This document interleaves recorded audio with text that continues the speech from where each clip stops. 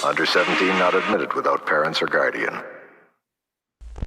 Is it a phantom, a demon, or the devil himself? There's nowhere to turn, nowhere to hide, no way to stop the car. There was no driver in the car. Universal presents The Car. There is no way to stop the car, and you're not going to stop it here tonight because it's the movie we're focusing on tonight's Drive-In Asylum late movie. Good evening, fans of fantastic Films. I'm Bill Van Ryn. And in the other box is Sam Panico. Hey, what's up? I wore my car shirt for tonight. It's Good Evil backwards. Drives is the car. It's the rack. The rack. Bill I think Bill bought me this shirt, to tell you the truth. I may have. Yeah. There's You bought definitely it a for me? picture of you and I on New Year's Eve, and you're wearing that shirt. Yeah, I wear this shirt a lot. So I love the car. Bill and I were discussing on the air the difference between the car and Christine, which I'm sure we'll get into a lot tonight. Christine is, as Bill said, they're both, what did you say? They're both stupid, but Yeah. they're stupid in different ways. It's just a different aesthetic for each Yeah. one. I Yeah. think Christine is a little dumber than the car. I don't know. I don't think Christine is particularly scary. And I know probably a lot of people say that about the car, but I don't think so. I think that the car is actually pretty scary in certain There's a instances. couple shocks coming up in the car that still surprise me every time I watch Yeah. it.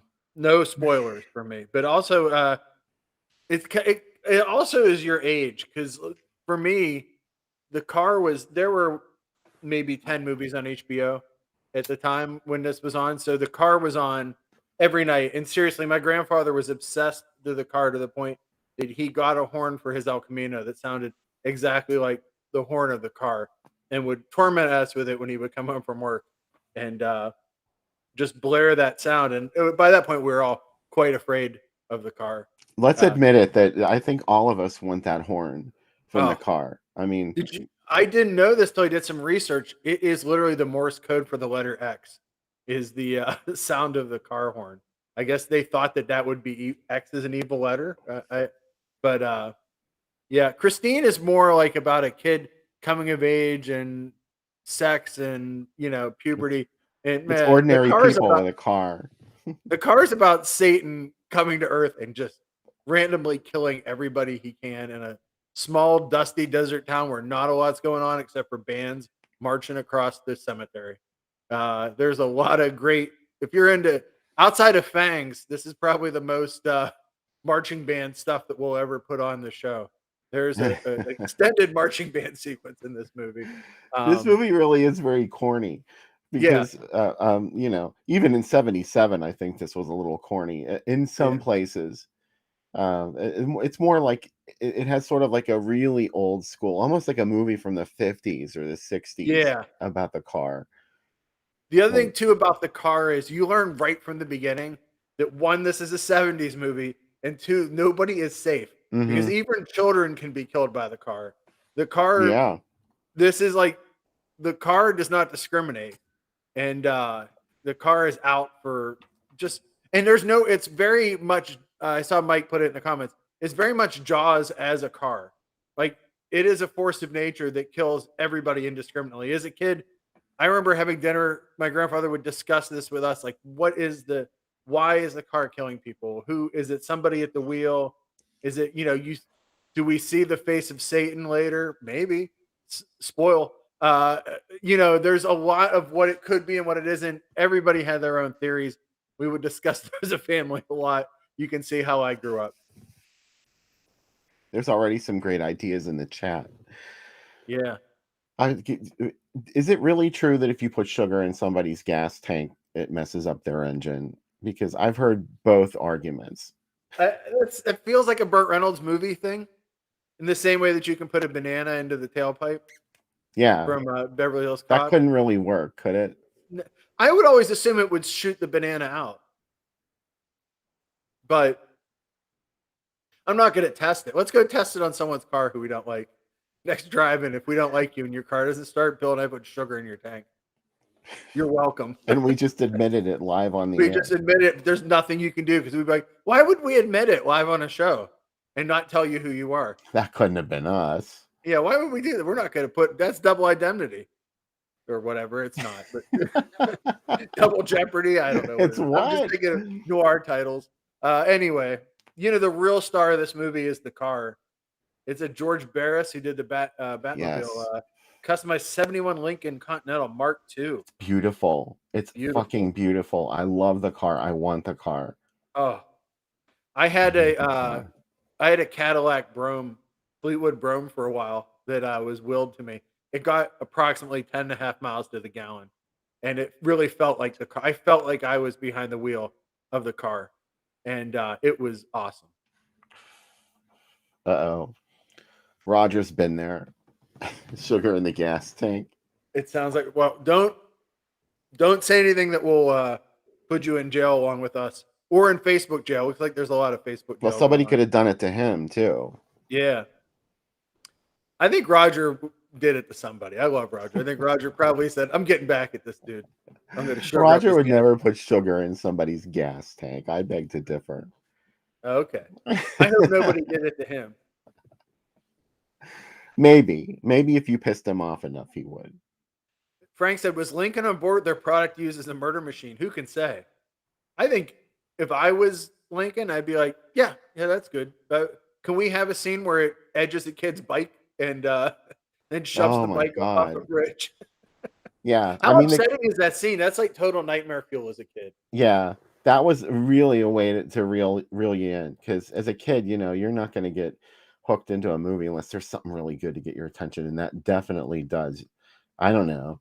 I didn't think it was really going to do them any harm. I don't know why. No, I'm like, oh, it's just going to scare them and then it'll only kill the adults. And no, it's not. Well, they're not kids. But, I mean, they're not like, you don't really think they're going to get killed. They're teens. It's not, although there are little kids in this movie and the car doesn't run any of them over, but it sure tries to. Oh, yeah. That's pretty scary in and of itself. Yeah, there's a lot of kids menaced in this. Mm-hmm. It also has an entire marching band, as we said, gets super menaced, and Lauren is Kathleen Lloyd, who is in It Lives Again. She plays the band teacher, and I also like that in that scene the car can't cross hallowed ground, and she stands there screaming obscenities at it, and it's just revving its engine, and it's getting closer to her. That scene played really well. That scene played really well in the young Sam household. Everybody's like, "Oh my god, the car's gonna get her." Well, yeah, you're really just sort of like I was impressed by that. Even though she didn't say anything really too terrible, she never dropped a C-bomb in her rant against the car. Well, this is a PG-rated movie anyway, but you mean car? She didn't call it a car. She did. She said car many times. Well, as long as you're in your car, you're big and you're bad. I like when she picks up that piece of wood. She's like, "Come on, crawl out." Like, like she's in the Sopranos. Everybody in this town is hard scrabble. This is a town that doesn't have a lot going on, and like they're ready to fight. They will fight you in this town. Yeah, they don't take it lying down. They're like all into getting this car. Hey, we have to mention that we talked about the two teenagers in the beginning of the movie. One of them is Melody Thomas Scott. She's Susie Polbrook. She was on The Young and the Restless. She was Nikki Reed on The Young and the Restless. And she is the first victim of the car. It's not Susan Baclini who from Jaws and Day of the Animals. She was the first victim in 2 movies. They should have brought her back where she was. They're like, let's tease it up that maybe you get killed again. How about at this point in James Brolin's career, James Brolin is the hero of this movie. He was being considered to be James Bond, which is pretty wild to be, as an American, but to be Bond. He was going to take over for Roger Moore in Octopussy, which is still wild to me. The only time he got close to playing James Bond was in Pee-wee's Big Adventure. Yeah. But he's in this for the ladies, and by that I mean my wife, who every time James Brolin shows up on a show, she makes really strange noises. Yeah, James Brolin's in that TV Funhouse sketch too. Steadman. Do you remember that? Oh yeah. It was about Oprah's boyfriend. Yeah. He makes a cameo appearance at the end with Barbara Streisand's husband, James Brolin. I think the other thing about this, and this is why I totally think this is a shark movie, is like the idea is to blow it up with dynamite is how they try to destroy it. That's how every 70s shark died, was via dynamite. Dynamite is the cinematic shark's natural predator. That's very true. Although in their defense, I couldn't think of very many other ways to stop the car either, other than what The they came last up time I with. watched this with you, we watched it at the drive-in with Christine. Yeah. I remember you looked at me as they were enacting this plot, and you said, "Why are they so fucking stupid? This plot is stupid." And I was like, "Yeah, Yeah. it really is." Well, I think I understand the car a little bit better now. I really hadn't been watching it. At that time that I saw it at the drive-in, I can't even remember when I had seen it before that, even though I consider this one of my favorite movies of all time. Yeah. And I just hadn't watched it for a really long time. And in between those viewings, I read the novelization of Ah, the car, and it sort of opened up the film to me, which is kind of, admittedly, like I said, it's corny, it's abbreviated. They don't get into a whole lot of character development in it, although they try to. And if they had been able to expand it to the level of the novel, it would have made a little bit more sense, because it was just all about these people and their dread of death, because it really got into their heads. And that's what the car is really about. To me, it's like it's kind of like a modern day equivalent of the car would be It Follows, or one of those, the Ring or the Grudge movies. It's like, this is a curse that's coming out, yeah. and you don't know where it came from or why you've gotten it. It just appears in your life, and they made it something every day, like a car. You see them all the time, you get in them. Could something like that turn against us and be the cause of our death? And that's what I think, As that's a what this movie is, where it's coming from. as a kid, I was really frightened after seeing it. The idea that a car was moving by itself and Hmm. it wanted to kill you, no matter what was controlling it. And I just that idea of it really freaked me out. Because it's Anytime not even things really a well, car. yeah, That's what's so bizarre about this movie, is it just looks like a car. It's a thing. It's a demon, some kind of yeah. demonic entity that is taken on the manifestation of a car. Is It's gotta be. does the book get into why the town has so much fucking dynamite? I mean, people in this town are just like stockpiling it. Well, I don't know.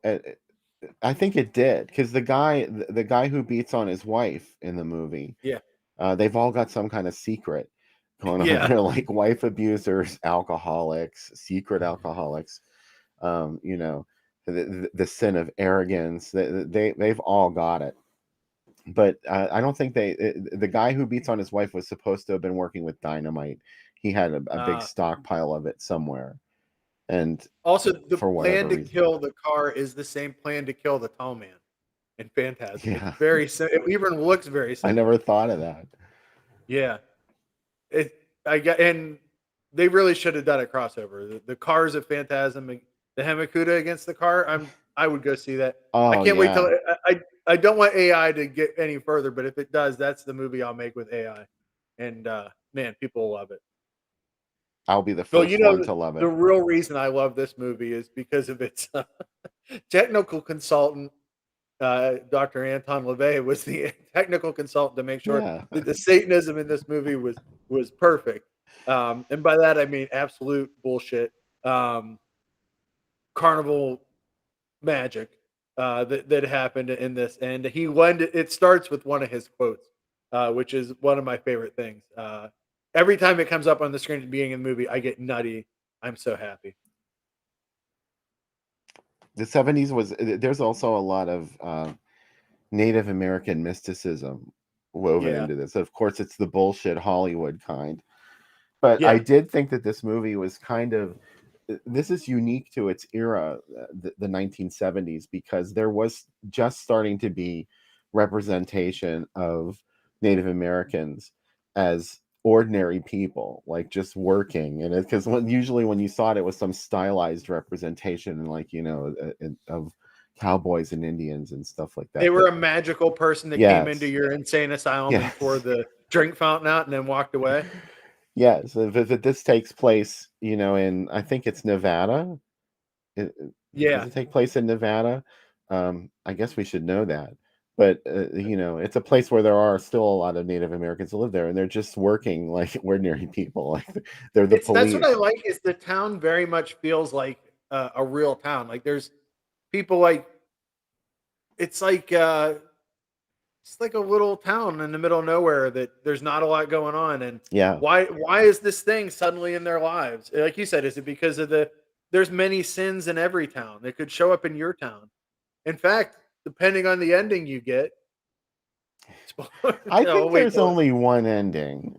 yeah. But do you think you said that sometimes it played without the credit sequence? Well, I think on TV they cut the credit sequence off a lot Yeah, because TV. But yeah. I don't know. I don't think that was it may have not been in the original cut. But I'll Also, talk more about that on the second segment in case there's someone who hasn't seen the car. It is from 77, so we assume this movie is written on your DNA as it is on ours. But let us know if this is going to be your first time watching the car. I really hope we have some car virgins tonight.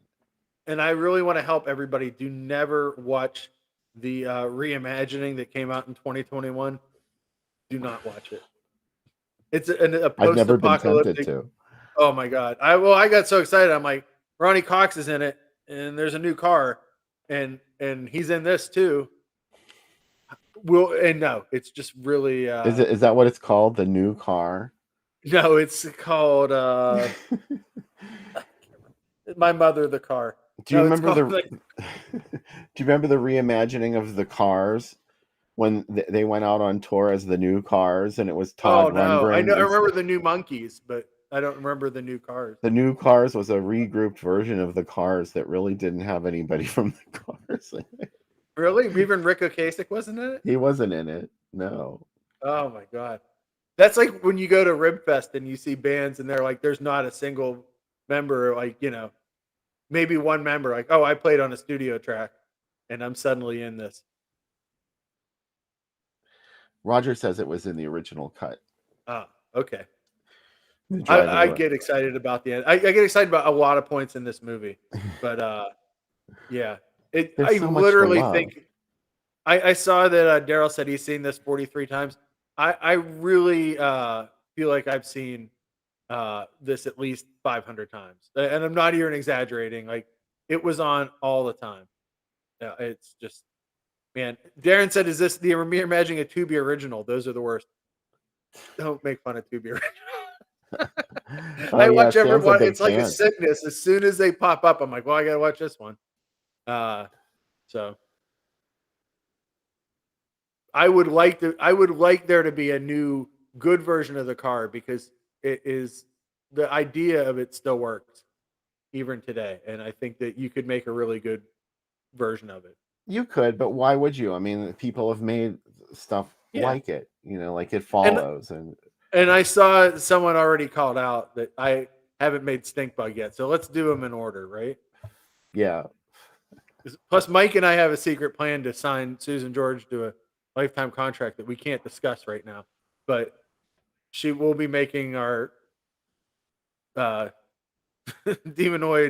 Tintuera sequel.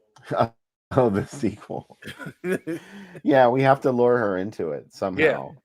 I really think if we told her, she's like, well, I haven't had that many parts. So, yeah, I think so. So, but yeah, the other thing that's nice about this is, to Daryl's point, this isn't CGI. This is all real cars getting banged up, but real cars chasing people and getting real close to them. Like, these stunts are amazing. Yeah.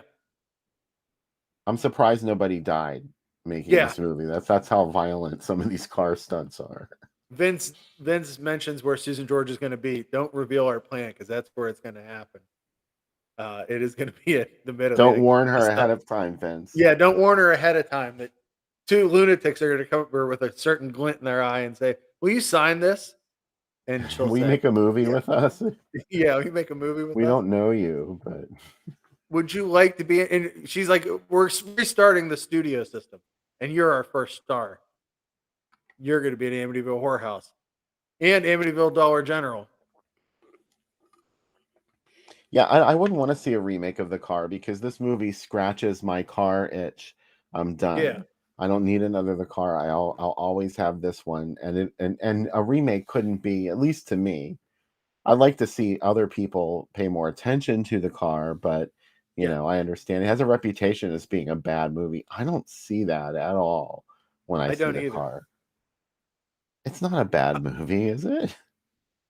I enjoy it. I think we have a whole chat room full of people that are probably going to say they enjoy it. And oh no, Sean might have drove past the Amityville house yesterday. He could be infecting this chat right now with the lunacy. I've driven by it too. I Oh actually no, I actually slowed down and sat outside for at least 60 seconds. I can't go near it. Oh, it doesn't look like anything. You wouldn't know unless you put it in your GPS, the address of the house, and there it is. What did you type in? Oh yeah, the Ocean Avenue. You can look up the address of the house. Yeah, Yeah. it was only I went to Amityville to see Thrill Kill Cult, and I was staying with a friend of mine, Steve Carbo, and he told me, he was like, "Oh yeah, the house is only 2 blocks away. You should definitely drive by." Oh I man. could have walked there, but I felt more vulnerable walking. I was like, "Oh, they're on the lookout for that kind of stuff, because everyone who lived there since has been haunted not by demons but by fans of the Amityville Yeah. horror." Yeah. There's a really good documentary on MGM Plus. It's a 4-part Amityville Origins about. It's really great because it's one of the few docs I've seen that literally says it's all bullshit and doesn't back off. Because a lot of them are like, it might be, we don't know. This one's like definitely like, no, they made all of it up. It's pretty great. Thank you, Lee Trina, for noticing my graphics. I like that I'm in the red evil TV. Bill's in the Spaceman TV. In the blue one. It's blue. Blue. I should switch out the colors of my background here now that I have some what do you call it? Some effects. Let me switch it out. So I'm in Sam, your new microphone is giving me the chills. Yeah. There, now I'm red. That's better. Now I fit into the TV a little bit. So that's good. I'll switch up my lighting. Now, as soon as I do that, Bill, switch me to the blue TV. No, I didn't. I'm just joking. I wish I could do that, but I can't. This is all No. meticulously crafted to look like it Yeah. blends in with these BeLive. Yeah, I'm excited. I 3 years into doing the show, I bought a microphone and now I have a good camera, and it's like I'm trying. So I want to see you with a microphone like Gene Rayburn on the Match Game. Oh man. Pussy Willow said. I'm trying to think of one of his. Dumpy Doty said. Dumb Doris is so dumb. How dumb is she? She's so dumb. Dumb Doris is so dumb that instead of putting her lettuce in the salad bowl, she put it in a blank. So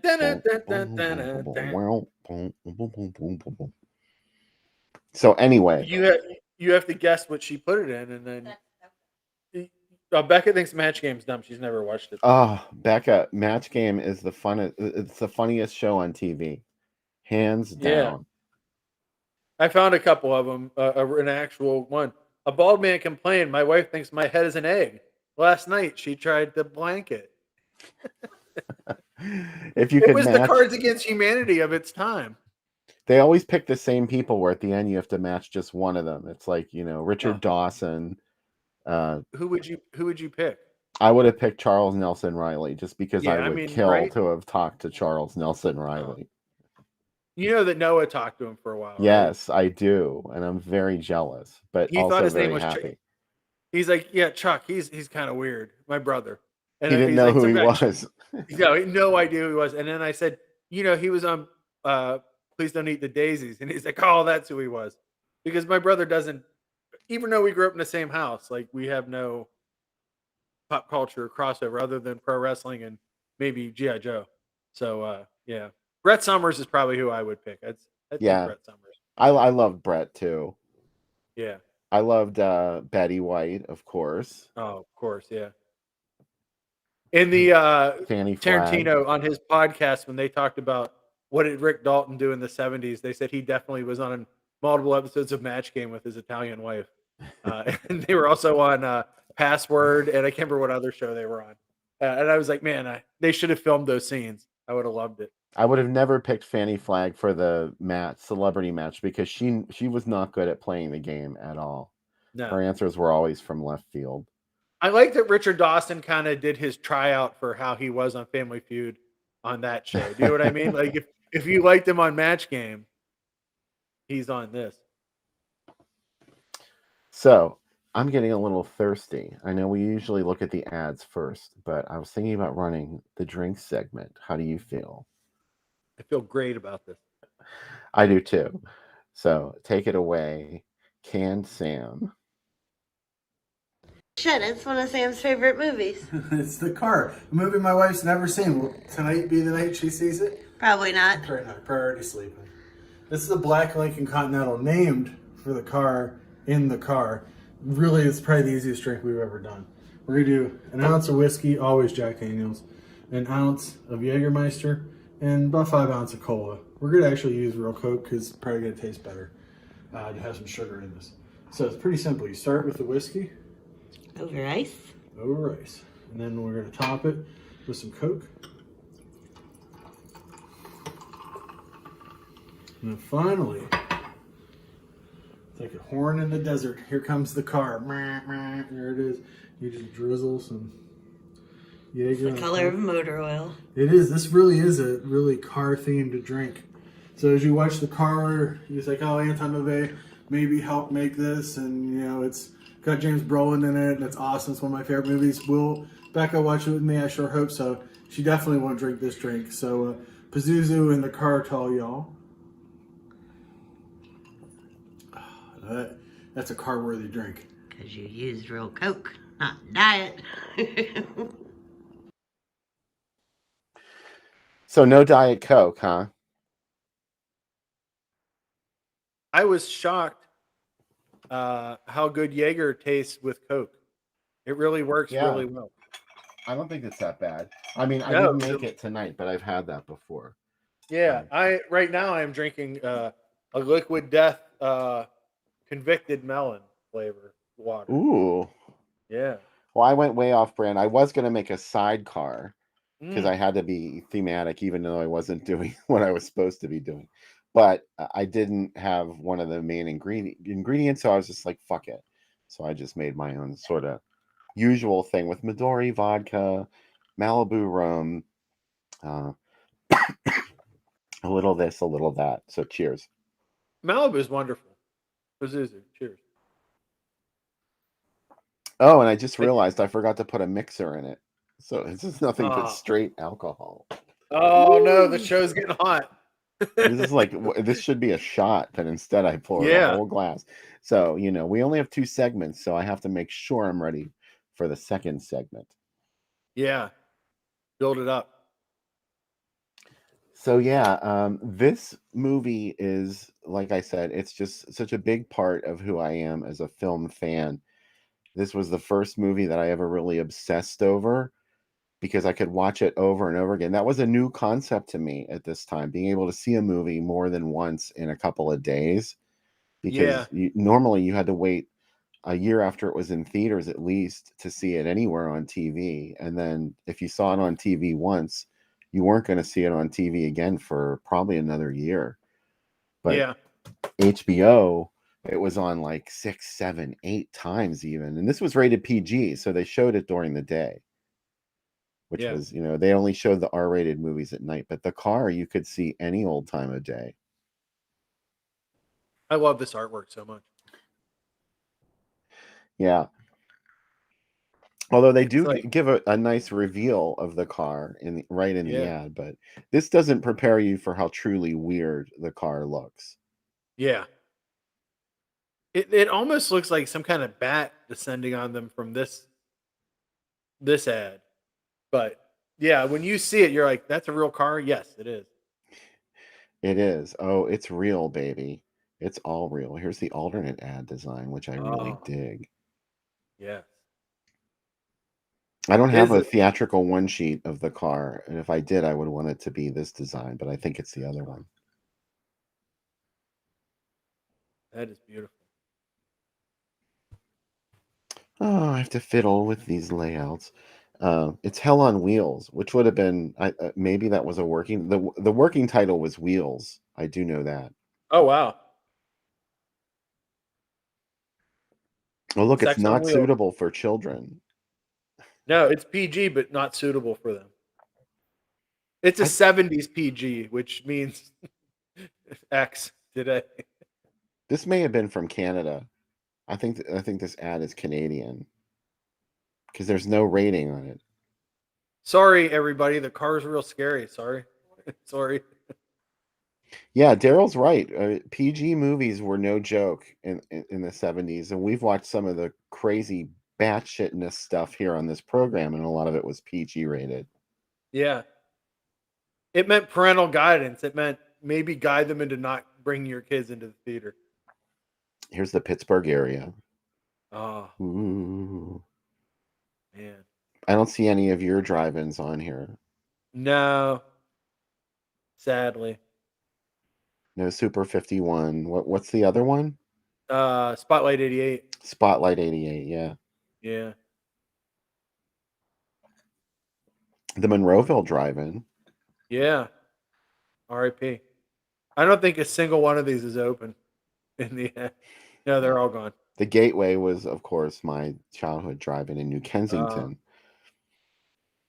I don't know. Another thing that sort of amazes me now when I think about it is a lot of these drive-ins were just jammed in somewhere in an area that was pretty well populated.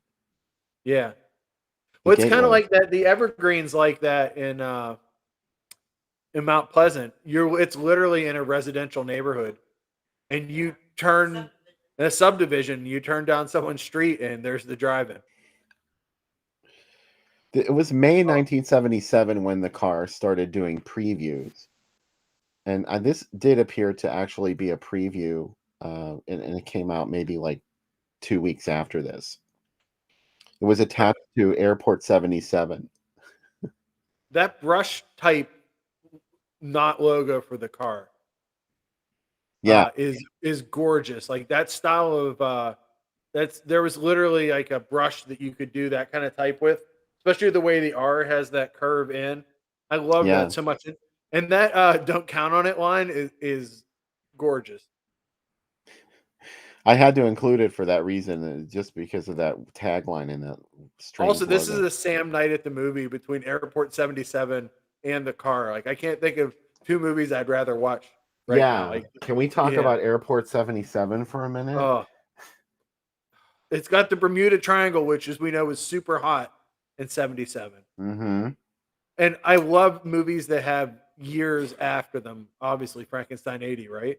And like, so it's bigger, more exciting than Airport 1975. That's right, because it's 2 years later.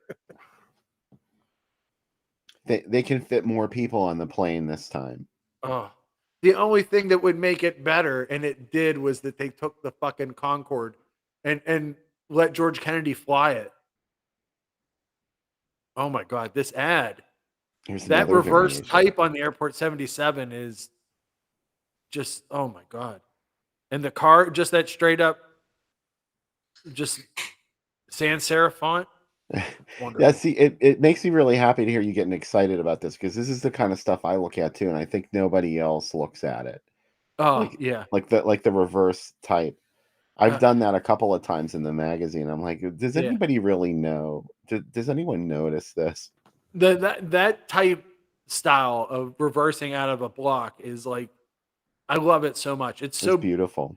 It is. Like everything about this ad. This ad's very bold. There's not a lot of fonts going on, but it just works.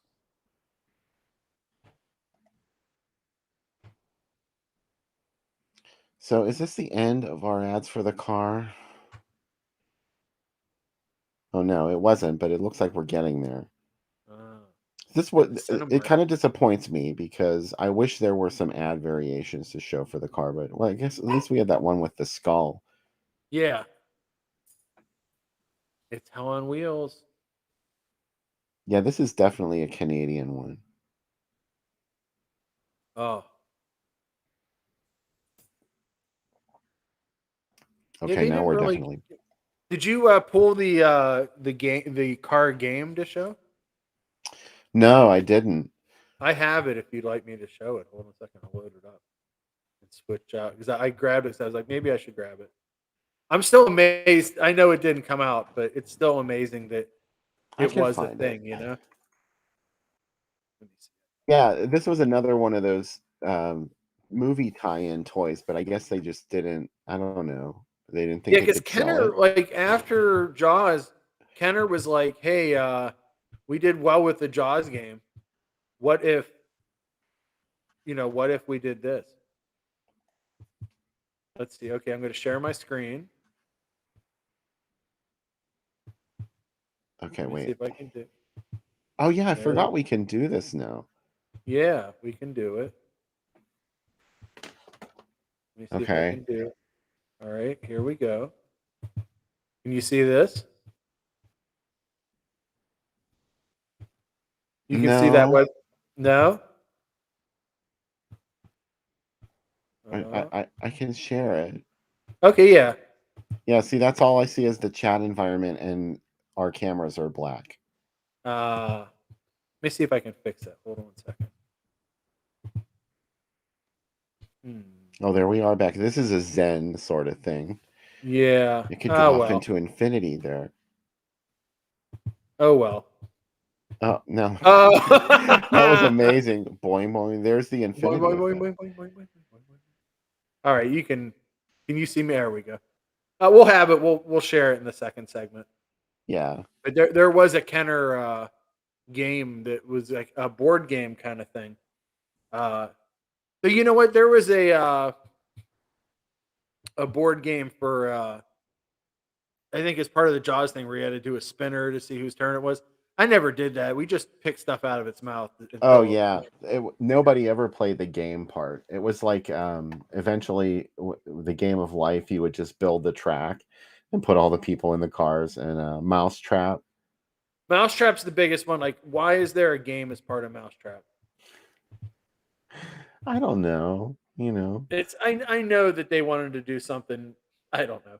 It just I never got into playing that part of the game.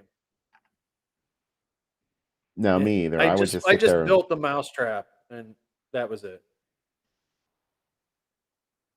Kids okay, today here's would be the like, car "Oh, there game. it is. Okay, thank you." Yes. Do you know I if I had this game now, we would be playing it live on the air. I would have it out and be smashing stuff with the car. That kid looks demonic, by the way, that is playing in the top right that is playing. He Yeah, looks but like she's the possessed one. oh, She's okay, that's making how the him devil do works. that. Yeah. And this is what the devil does. She made his face change. Oh, there should be little marching band kids that you can put on the pathway. And like tombstones and stuff. Like they should have really made it like the actual uh more closer to the movie. But that's okay. That was from a Toy Fair catalog from 77 that Kenner I guess showed folks. Kenner was brave because 2 years later they had the alien figure too. They That's were right. like screw it. That terrifying alien figure that I Yeah. actually was lucky enough to have one, and I threw it in the trash. Oh, Bill. Do you like this like demonic look now as I'm getting this like weird shadow? That's pretty rad, huh? You look like the doctor from Doctor and the Medics. Oh man, that's awesome. I was listening to the Cult before we went live. Oh, what album? Well, I was just looking at videos, and I realized Oh. I had never seen the video for Wildflower. Oh wow, I don't think I have either. That's one of my favorite cult songs. It's boring. It's a performance video. That's what I figured. The Love Removal Machine video is great because it has all the cans of cult beer, and I'm like, man, if only that was a thing. So, anywho, uh, let's get back to the car. Yeah, How do you feel about the acting in this movie? Because people online always say that the movie has bad acting. Again, I I don't never see it. felt that way. Maybe I'm just an apologist for this movie and just unabashedly love it. But yeah, I think it always worked for me. I think when I first saw, I probably never thought about things like that as a kid, right? I was more like, wow, this is awesome that a car's driving by itself and it's frightening. And like, I would see it so many times that I almost, it was new to me every time as a kid. You know what I mean? We were young though. I was 7 years Yeah. old. You had to have been even younger the first time you saw I was this. like, I think 5. Yeah, when it came out. Well, I take that back because I wouldn't have seen it until it was on HBO, and it couldn't have been on there until 78. So I was 8 Yes, I've years been old. like 6 years old when it was on in 78. Yeah, The that would have car, been the little girl who lives down the lane, that was always on. And these were like my gateway drugs to the horror genre. yeah. Those are two great ones to start with, though. I watched a lot of Super Fuzz on HBO and Flash Gordon. That's later. It's like 79 maybe. That those were on a lot.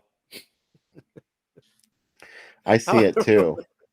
Really? I do see it. Oh. You're like the hot Kenny Rogers, not after he got all the work done on his face. When he got his new head. Mm-hmm. I bet his new head isn't like now that he's R.I.P. Kenny. His head's probably so plastic it just looks exactly the same. It's not deteriorating. I'm not saying anything bad about Kenny Rogers because I don't want to get I crucified online. I got to tell you, at my roller skating palace, "Islands in the Stream" was a huge song. All the Kenny people played a lot of Kenny and a lot of Oak Ridge Boys. That's what I grew up on. I dig some Kenny Rogers. I'm not real big on the Gambler or Cowler the County. I thought those were Yeah, cheesy, but he had some better stuff. Like he kind of moves like more towards very Lionel Richie. Do you know what I mean? Like it's like kind of yeah, like slow jam kind of, and it's not really country. super soft rock. Yeah, but I kind of like that. Uh, Kenny got played an awful lot. That and Kenny and Dolly both. That was WFBM in Elwood City or WKST. Those channels. That's all we got was a lot of that. A lot of Elvira by that was the other big song. And The Giddy Bird by up, Jerry Reed. balloon, That was papa, both big loon, too. papa, meow, meow. I was trying to Yeah. remember Jerry Reed tracks. I think I was watching like Smokey and the Bandit or something. I'm like, what all did Jerry Reed sing? And I forgot about one of his best was "She Got the Gold Mine, I Got the Shaft." I really If dig You're Jerry Hot, You're Reed. Hot. That's another That's my one. favorite, of course. That's the one Yeah. everybody knows, And then though. I never knew that the person that wrote Eastbound and Down with him is trans. Did you know that? I did not. Yeah, I just listened to a story about them, and I thought that was really interesting. So, but yeah, Eastbound down. I gotta tell you, all the Burt Reynolds movies were also big HBO favorites. Yeah, Smokey and the Bandit, Hooper was big. Cannonball Run Uh, 1 and 2. Cannonball Run. I saw Cannonball Run in the theater, Bill, because our small theater in Newcastle, which was a half an hour, 45 minutes away, uh, was had a dollar days on Wednesday. So we went and I saw Cannonball Run, I think 3 times in the first day. And it was awesome. And it has Tara Buckman in it from Night Killer. How can I forget? The best part of the Cannonball Run movies were the bloopers that they played over the Oh, end credits. Smokey and the Bandit also did that. well, you know what's funny is Jackie Chan is in Cannonball Run as a Japanese person, racism. But Yeah. he saw that at the end of the movie. He said, I should put those bloopers in my movies. The difference is all Jackie Chan's bloopers are him getting like giant holes in his head and breaking his arms and getting life blighted out. So Jackie didn't get the funny part of the bloopers. He just got the idea to do them. Oh, Frank, this was a familiar story in all of our childhoods when you would buy one of those records and like, yeah, it's all my favorite songs by The Who. Did you know that Cyndi Lauper started in a band doing that? Like Mm-mm. she was on a bunch of albums where she was like on sound-alike albums. That's pretty amazing. Yeah. I do know about Blue Angel, her real Oh band, yeah.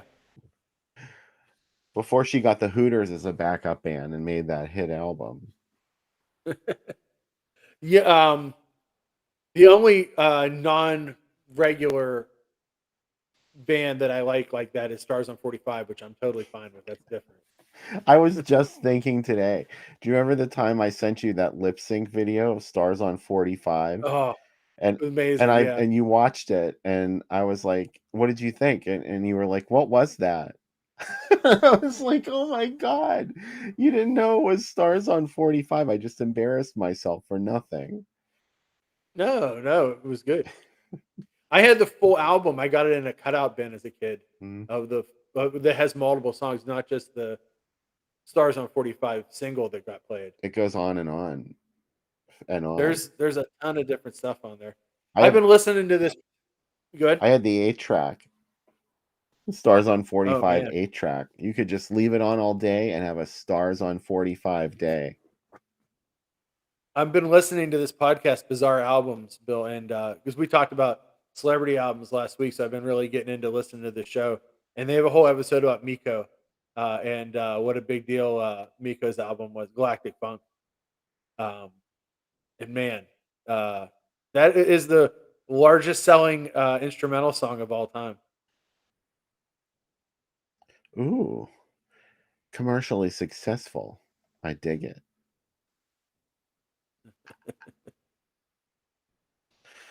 Yeah, I'm reading through the side here. Oh, Disco Duck. Yep, Tracy, I get that. Disco Duck. I hated that one. I didn't think Oh, that was funny. Rick wasn't D. that Rick Dees? Rick D's, Rick yeah. Dees. Yeah. Yeah, we would when I was a kid, like I didn't, we didn't have a lot of money, so I would always try to think, how can I maximize my purchase dollars for what singles I buy? I mean, they were like what, like $1.99 probably for a Probably not 45. even that much. No, probably not. And I just remember like the idea of getting an album seemed like so bourgeoisie versus like, oh, I'll just get I'm allowed to have a 45. Yeah. Yeah, it was somewhat wasteful. It was considered wasteful to buy the whole album. When it's Yeah. all you want is that one song. Well, no. I remember the first time I bought a 12-inch single and I brought it home and I had to explain, I think, to my mom that there were only Uh, 2 songs on it. She's like, "Well, how much did you pay for it?" $5. There's only 2 one of the songs on big it. One of the biggest misses of my life was there was an Oasis Records in Youngstown that was huge, in Boardman, and they had the Barnes and Barnes fish head photo vinyl that was just literally a giant fish with a 45 in the middle, and I didn't buy it. I was, and I will kick myself for the rest of Oh, my life. Sam. How could you? How could K-Tel I? albums, yeah, that was like K-Tel was the shit because you could get all those songs. K-Tel put out a bunch of movies too. They put out Antonio Marghetti's Mr. Super Invisible in the U.S. and Sergio Corbucci's Sonny and Jed. They released those. They, for some reason, got in the business of bringing Italian spaghetti Did they western send them directors' to movies theaters to on shitty America. film stock, just like their records, which sounded like shit? Yeah, it was all heads and tails. It was Yeah. like the thinnest vinyl you ever got, and the sound quality was awful, but you had all those songs. My first K-Tel album was Hot Nights and City Lights, a disco album. Mm. And then after that, my What's favorite on that? K-Tel is Rock 80. Rock 80 had like Cars Oh by yeah, Gary Newman, pop music by M, Pat Benatar. Okay. Rock 80. What about Rock you? 80. Was there a Rock 81 that followed it, or No, just it was Rock just, 80? They just did one. it was a one-time thing. It was so good, we're never going to use that again. Oh, I would beg to get those albums. Like there's so many 60s songs that I only know the choruses of. Do you know what I mean? Because that's all you heard in the K-Tel commercials. I think that's when you knew that like a song was like a big song when it got onto a K-Tel compilation. Freedom Rock was that was the kind you bought from TV. I don't think that was K-Tel. Yeah. That was like a call this number. No, I think that was post them doing it. Remember Yeah. Punk? Did you ever see Punk? No, I know No, Chipmunk Punk was like though. an early 90s compilation thing like that. She's like, tell them about Punk. It shows these 2 people with punk hairdos, but the songs on it are like Men at Work and people that are not Billy Joel is on it. Billy Joel's on the Chipmunk Punk album too. You might be right. What's that? I may Remember be when crazy. everybody used to gob That at song, Billy Joel shows? That was my first concert, Bill. The Allentown tour was my No first way. concert. Yeah, at Civic Arena. Yep. I was big in my second concert was Hugh Lewis and the News, and my third was Monsters of Rock. So I really I went off the deep end. Someone I know that used to work in the promotion business back then, he was a promoter and he did Billy Joel's one of his shows. And he said it was the Elton John and Billy Joel tour. And Billy Joel used to Oh get yeah. drunk all the time and then have to make sure that he did the show. And one time he climbed up the curtain on the side of the stage. Like when Elton John was on stage, he started climbing the curtain. And they were like, oh my God, he's going to fall off there and fuck the whole tour. So they had to get him down from one of those side curtains. Yeah, remember when he drove his car into a Yes. house? And they're They're like, oh, you're Billy yeah, Joel. It's okay. yeah. Ladies and gentlemen, Mr. Billy Joel.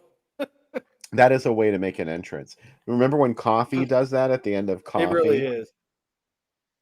She runs right over Yeah. that motherfucker with the glass eye. That's one of the best moments in that film. I hated that guy. Anyway. Yeah, I think Billy Joel played for like 3 hours the first time I saw him. Today, I feel like that would be too much. But like 14-year-old, 13-year-old Sam, like that was not enough. I'm like, oh, why didn't he play the night the lights went down on whatever Miami 2072 or whatever that song is? I don't even know The night the lights went out in Georgia. Billy Joel's encore.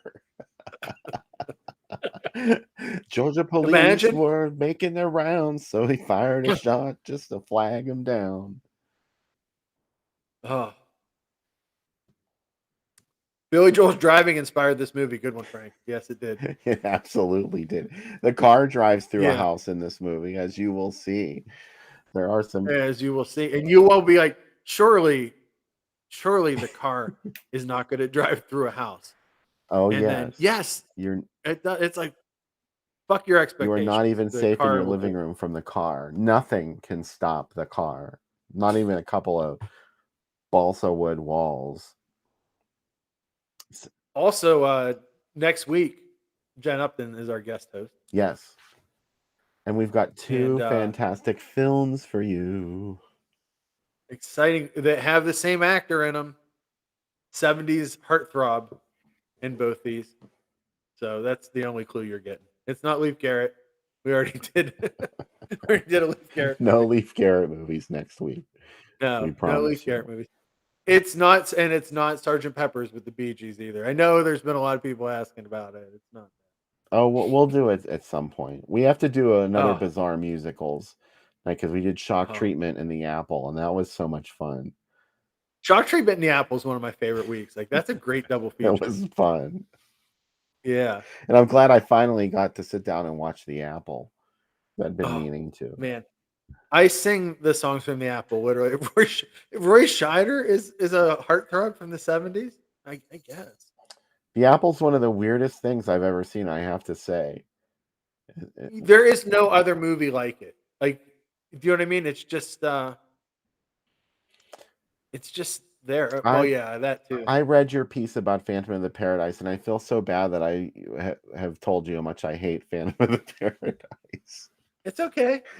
I don't know. I should say that I only saw the Phantom of the Paradise once. I really didn't like it. I should watch it again because most things that I love now, the first time I saw them, I hated. So I'm gonna love Phantom of the Paradise one day. I know. I really love it. I have nothing but good. But I also, as you could tell from an entire week of writing about Brian De Palma, I might really like Brian De Palma a lot. So I love Xanadu a lot, but I don't know. I wouldn't say that I like Xanadu more than the other. I like the songs in Xanadu better, but they're both really way out there.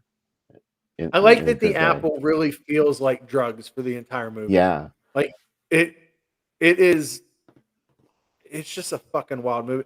And it's amazing that it even happened. It's amazing that Menachem Golan wanted to kill himself after the premiere. Like there's so much craziness in it. Like as Austin said like every time he's watched it, he has found something to like it even more to the point where it's like out of control now how much he likes it.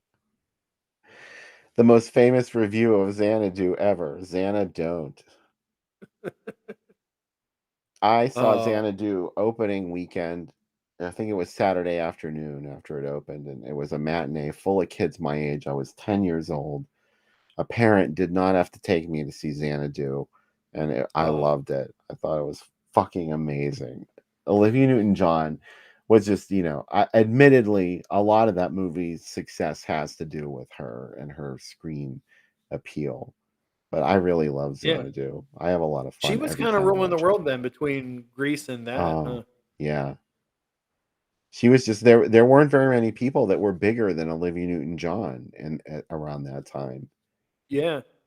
Even as a She media was, personality, like not only her music, but her star had risen so high at that point. yeah. When do you think what a time. she started to decline? When did Olivia Newton-John start to was it like it was after Physical, because she was I still think really did huge? she take a break to have kids after Physical? Maybe. No, she did a bomb with John Travolta, Two of a Kind, Oh, that movie. Two of a Kind, where he's an angel or Yeah, it's like there's some. Heaven Can Wait or something. I Yeah. never, but it's generally considered, like the thing that sort of pushed her out of the public consciousness was the failure of It's that. funny because Travolta did that so many times where he bombed to the point that they're like, he'll never come back. And then he always came back. Yeah, Travolta always did, but also Olivia Newton-John had a stalker around that time, Oh, and I yeah, think it yeah. really freaked her out. I mean, this was the guy who killed his family, and he was obsessed with Olivia Newton-John, and he had TVs all over his house, like with eyes drawn on them. It was really bizarre, and I think it really freaked her out. I think she had two weird stalkers like that, but that was the most famous one. So that could have also But had she still a role in it. remained like people looked at her still as an icon up until when she died too. Oh yeah, I mean, if you ever loved Olivia Newton-John, you never stopped loving her. I saw her in 2012, I think. I saw her live on stage. I really hadn't thought about her, and the minute she came out on stage, I was 12 years old again, and she was the best thing I had ever seen or heard. I love that I got to see her before she passed away. Oh, that's awesome. And Yeah, it was she still had it, Sam. Like she could still hit all those notes and those crazy high notes in Xanadu. She did have backup singers, but she was actually hitting a lot of those notes, and she was fantastic. oh, that's Sorry, awesome. I'm gushing about Olivia. No, it's good. I'm excited to hear this level of excitement about her. I think that because seriously, like I always think about that. Like when was somebody hot and then they suddenly just went away and we didn't talk about them for a while. Well, But I nobody don't. can maintain their commercial viability that long. Not even Madonna. Mm, the Stones, maybe. Well, yeah, the Rolling It's Stones, different. but I mean, their new albums don't matter to anybody. I mean, let's be No, honest. I mean, no one's no, talking about the last 4 albums they made. no. I haven't. I can't think of any after. Man, I don't know. Undercover of the Night. Yeah, Undercover. No, Yeah. Dirty Work, I think was pretty good Yeah. too. No, that's a good one too. Yeah. I like Dirty Work. Yeah. All right, so we're going down a second segment tangent, so I think we should probably get to the movie. I Yes. posted the link on Groovy Doom. It's on internetarchive.org. Do Yeah. yourself a favor. If you are going to watch it for free streaming online, go to the Groovy Doom page and just click that link, because finding things on Internet Archive is nearly impossible. So go get it there and watch the car. Or you probably have it on DVD or Blu-ray. Go watch that. Scream Factory put it out a couple of years ago. Of course, Yeah. their releases are always stellar. So go watch it that way and then come back afterwards. Let us know what you thought about the car. We'll have lots more to say. And you'll find out what we're watching next week with Jen Upton, right? Okay. Let's do it. All right. We'll see you after the cut.